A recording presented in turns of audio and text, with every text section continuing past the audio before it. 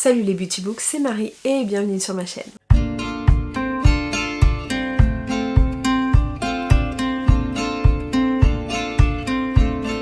J'espère que vous allez bien, on se retrouve pour une nouvelle vidéo, une vidéo un petit peu blabla.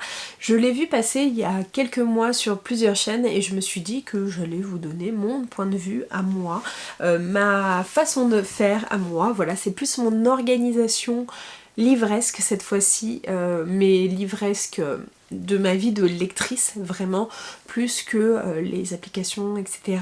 C'était de la wishlist à le livre lu. Je sais pas trop comment je vais l'appeler, je vais voir comment ça a été appelé dans les autres vidéos, mais en tout cas on commence maintenant. Donc on commence par la première étape qui est la wishlist. Et comment un livre arrive dans ma wishlist? Tout simplement, je vais pas mentir, j'écoute ce qui se passe sur les réseaux, les livres qui sont un peu hypés, les maisons d'édition, ce qu'elles suivent, enfin ce qu'elles sortent. Il y a des maisons d'édition que je target un petit peu, je regarde les futures sorties, mais ça c'est assez récent, je veux dire, ça fait que 2 mois que je vous fais mes sorties littéraires. Je vous avoue que je regardais surtout les sorties de mes auteurisses phares, donc Franck Tillier qui sort un livre par an, Clarissa Barr, Jennifer Lermont-Trout, Brittany Cherry.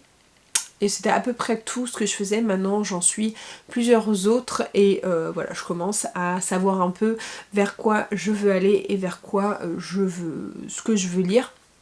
Et donc, comme je vous le disais dans une précédente vidéo, je n'écoute pas trop les gros avis, mais j'aime beaucoup regarder les arrivées littéraires, enfin les arrivées livresques des gens, surtout dans les vlogs ou maintenant quand ils font des book mails, etc. J'aime beaucoup cette vidéo parce qu'au moins je sais ce qui sort, je sais ce qui est à la mode entre guillemets.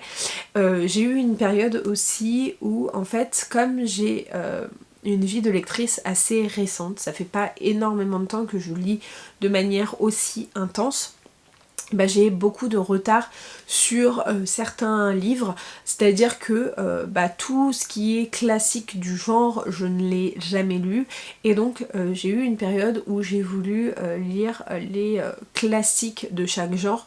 Donc je l'ai fait avec la science-fiction, je l'ai fait avec la fantasy en me mettant dans la roue du temps, l'épée de vérité, enfin les choses comme ça.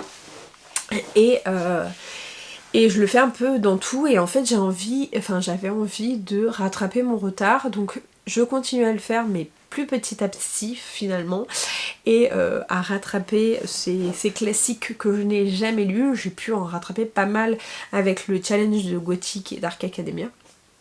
Mais voilà, j'ai des listes entières sur Notion avec les 100 livres qu'il faut avoir lus, dans tel genre, les 100 livres qu'il faut avoir lus tout court. Donc voilà, et j'aime bien checker ça, prendre aussi les top 100 de certains booktubeurs dans un truc spécifique. Et du coup voilà, j'avais beaucoup de ça qui alimentait ma wishlist. Ma wishlist, je la fais soit sur Livradix, soit sur Amazon. Malheureusement, vers chez moi, j'ai qu'un petit Cultura, enfin, de vraiment bien, j'ai qu'un Cultura. Les librairies qui sont à côté de moi sont pas top, je trouve. Elles font beaucoup de livres de poche et j'aime pas trop, je me sens pas très bien là-dedans, donc je vais surtout chez Cultura, mais je trouve que le Cultura, il y a soit des livres très anciens, soit des toutes nouveautés, et il n'y a pas d'entre-deux, c'est-à-dire que par exemple les Jo Walton, je ne les ai jamais trouvés dans mon Cultura, donc je trouve qu'il n'est pas hyper bien fourni, même s'il est plus fourni que la Fnac qui est un peu plus loin de chez moi. Donc voilà, j'ai eu une période où je commandais beaucoup sur Amazon, surtout qu'en plus je lisais en VO. J'essaye de réduire et de faire mes précommandes à la Fnac, d'acheter chez Cultura. Je sais que c'est des gros groupes, mais j'aimerais bien avoir une petite librairie sympa et qui soit accessible, parce qu'en plus les librairies à côté de chez moi, c'est surtout souvent dans des grandes avenues, donc impossible de se garer et tout, donc ça donne pas du tout envie.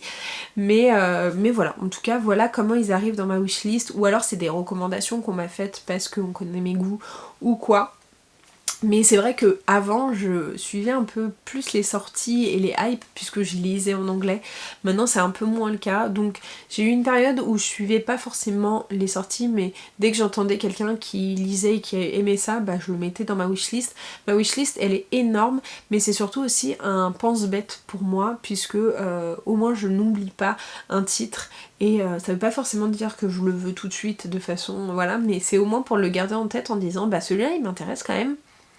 Si je l'ai pas, c'est pas grave, si je le lis jamais, c'est pas grave, mais au moins j'ai le pense-bête de ce titre, et si je le vois un jour, bah je pourrais me l'acheter à un moment donné. On va basculer aux achats, et comme je vous disais du coup, je fais toutes mes précommandes maintenant sur la Fnac, puisque je les faisais avant sur Amazon, mais c'était une catastrophe à chaque fois. Les gens qui commandaient le jour de la sortie recevaient leur livre avant moi qui avais fait ma précommande plusieurs mois avant. Donc j'ai arrêté, ça m'a saoulée, je l'ai eu le cas pour Crescent City 2 fois, donc ça m'a vraiment saoulée. J'essaye d'ailleurs de trouver un vendeur en VO qui soit assez cool, mais bon je crois que tout est un peu rattaché à Amazon. Je crois que la Fnac le fait, mais voilà, je suis pas encore très bien renseignée là-dessus. De toute façon j'achète un peu moins en VO. Mais en tout cas voilà, je fais toutes mes précommandes sur Amazon, sur la Fnac, pardon, quel lapsus, non, sur la Fnac, et je fais mes autres achats sur Cultura. Donc comme je vous ai dit précédemment, je vous ai un peu parlé des auteurs que je suivais.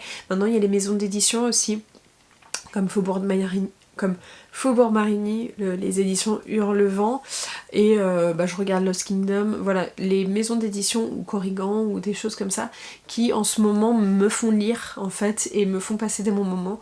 Je regarde les nouvelles parutions à chaque fois, et j'ai découvert Booknode il y a pas très longtemps, donc je pense que Booknode pour les sorties en tout cas va beaucoup me plaire. Après, comme la politique a changé également sur la livraison, je suis obligée de faire des précommandes et des commandes groupées.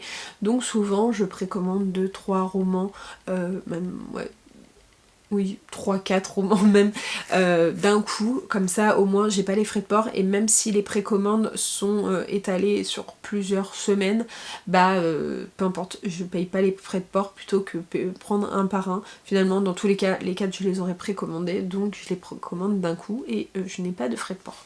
On va passer à la pile à lire. Donc quand j'ai acheté ces romans, je les ajoute sur mon livre addict. Je les mets également sur mon Notion, je vous ai montré tout ça dans une précédente vidéo, mais c'est vraiment des outils que j'aime beaucoup. Et j'ai un petit chariot où j'ai ma pile à lire séparée.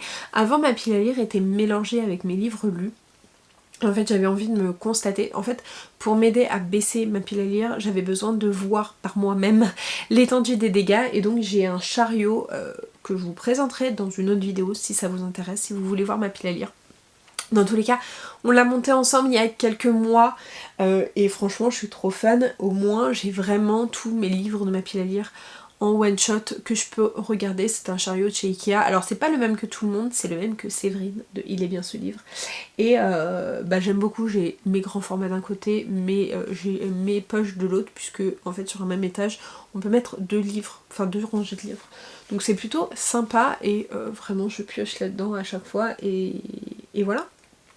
Et maintenant aussi ce que je fais, c'est que j'essaye de me programmer les livres, en fait j'aime beaucoup lire les livres en fonction des saisons et en fonction des ambiances, c'est-à-dire que Dark Academia pour moi c'est septembre, ensuite quand c'est un peu horrifique etc c'est octobre.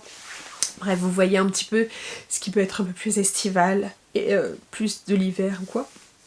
Et donc sur mon Notion j'ai préparé de janvier à décembre, je l'ai fait que cette année, j'ai commencé cette année et ça me plaît bien de me dire dans ma tête ok je les ai achetés mais je vais les lire à tel moment.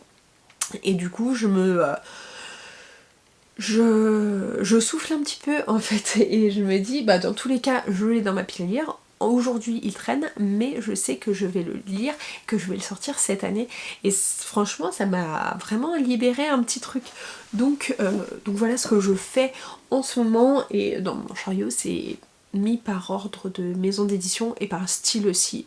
Mais ça, comme je vous l'ai dit, je vous ferai une vidéo dédiée. Ensuite, c'est bien gentil qui traînent dans la palle, mais c'est le moment où on veut les lire. Et tous les mois, je prépare une pile à lire. Donc comme je vous disais, j'essaye maintenant de l'étaler sur plusieurs mois, sur toute l'année, essayer de me programmer un peu. Après, c'est pas parce que je me le programme que si j'ai envie de le sortir à un autre moment, bah tant pis, je le fais et puis c'est pas très grave. Les programmes sont là pour être un petit peu chamboulés. Si j'ai une lecture commune alors que j'ai prévu de le lire 2 mois après, bah je vais avancer et faire ma lecture commune. Tant pis, c'est pas grave, c'est pas une fin en soi.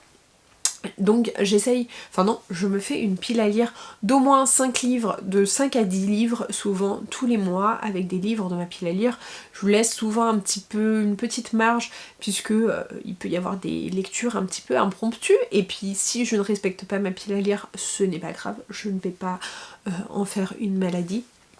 Vraiment, je suis très à l'aise avec mes piles à lire, les piles à lire que je vous présente tous les mois, donc souvent je me fais des mois à thème, comme on l'a fait pour le Smut Challenge, comme je le fais pour le mois historique par exemple ce mois-ci, et d'autres où c'est un peu plus freestyle et je mets mes envies du moment. Donc ça peut changer au cours du mois, il peut y avoir des lectures communes qui s'intercalent, il peut y avoir mon mood aussi qui me fait que je vais enchaîner certains tomes, comme je l'ai fait beaucoup cette année alors que je ne le fais jamais. D'ailleurs c'est très très rare que j'enchaîne les tomes de saga, ça ne m'arrive quasiment jamais, mais alors cette année j'ai dû le faire 4 ou 5 fois je pense. Donc je ne sais pas ce qui m'arrive et donc voilà, je fais des piles à lire et à ce moment-là ils sortent, j'essaye de les mettre en lecture en cours sur mon livre addict pour avoir un peu une vision un peu de mon mois et me dire celui-là il va passer avant, etc. en fonction de si c'est en audio ou en e-book ou en numérique. Sachant que pour les livres audio, j'utilise Audible en ce moment et j'ai un compte Nextory aussi, donc j'essaye de voir ce qui est sur Nextory et ce qui est sur Audible. Ça m'évite d'acheter un crédit Audible pour Nextory et je faisais de préférence, mais là ça fait quelques mois que j'ai pas utilisé Nextory, mais j'essaye de lire d'abord les Nextory, d'utiliser mon temps et d'acheter ensuite un crédit audio sur Audible. Donc voilà un peu comment ça se passe.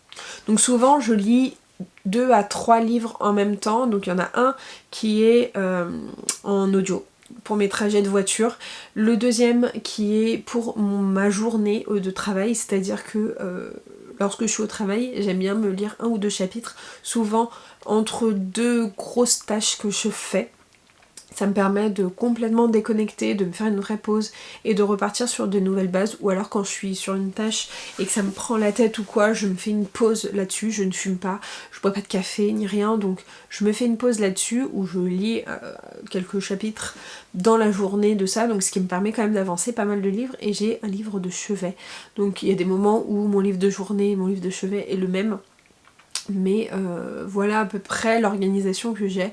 Mais souvent j'ai plusieurs livres en cours. Je suis une lectrice qui lit plusieurs livres en cours et parce qu'en fait j'ai peur de me lasser et je ne pourrais pas lire qu'un seul livre en même temps, ça me manque un petit peu et j'ai besoin de varier en fait à chaque fois et ça m'arrive des fois quand je suis en vacances de lire 3 chapitres d'un livre et de relire 3 chapitres d'un autre et d'alterner comme ça parce que vraiment je suis une personne qui se lasse vite.